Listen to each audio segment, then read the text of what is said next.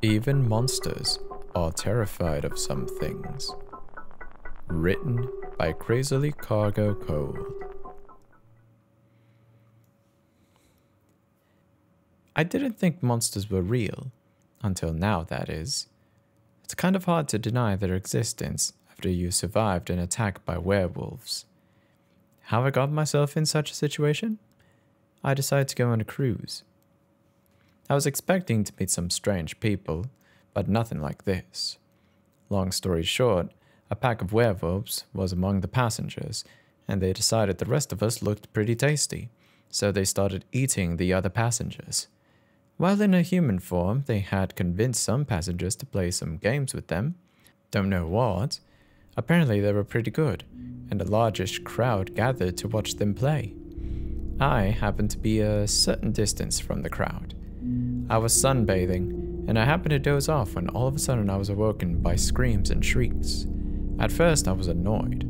I thought, what could possibly be so exciting? Then I saw the crowd dispersing and getting attacked. It took a while until it registered what was happening. Finally, I found myself running in the same direction as everyone else without understanding why. Instinct of self-preservation, I guess. As I was running, I turned and looked back for a moment. I saw one of the werewolves pouncing on some poor kid. I was horrified, but I couldn't stop. I had to pick up speed. Problem was, there was a lot of panicked people around, running frantically in all directions. I managed together with some other passengers to enter the dining hall and block the door as well as we could. Now, the interesting part was, these weren't your Hollywood-type werewolves. They weren't active only at night, but as I already mentioned, also by day. In fact, I suspect they could change at will. But I wasn't able to confirm or disprove this idea as once they turned into wolf form, they didn't change back. They looked a bit like Hollywood werewolves though. They were anthropomorphic looking, and actually looked like a skinny bear standing on two legs. We were able to hear howling and scratching from behind the door. Luckily, our makeshift barricade held for at least now. Now that I have time to evaluate my situation, I panicked even more. I started to hyperventilate. I was seriously considering the possibility that I wasn't going to be able to make it. Not only that, but I thought of my parents, how devastated they would be. I even imagined my mum wailing and mourning me, as I was their only child. How would they have any grandchildren? They wouldn't have anything to remember me by, just a few clothes and an empty bottle of gin that I've forgotten to throw away. Not only that, but since I've got myself eaten by monsters, they wouldn't even have a body to bury. I looked around me, and everyone was just as terrified and worried as me, until I noticed Carl in the corner, sipping a damp cup of tea as calmly as possible. He didn't even seem to notice the surrounding commotion. Carl was also one of the passengers. He was a tall, elderly gentleman. He looked excellent in health, and in fact you could even describe him as ripped. Carl wasn't popular with the other passengers. I think I was the only one who bothered to talk to him.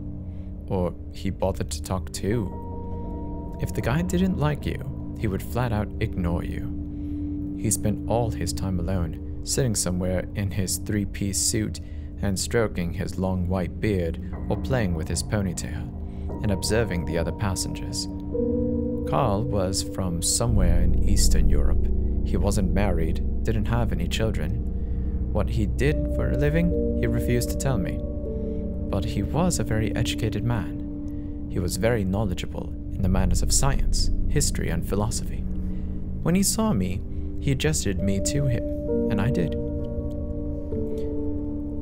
What's going on? Werewolves, man. Werewolves. I know it sounds crazy, but... Werewolves.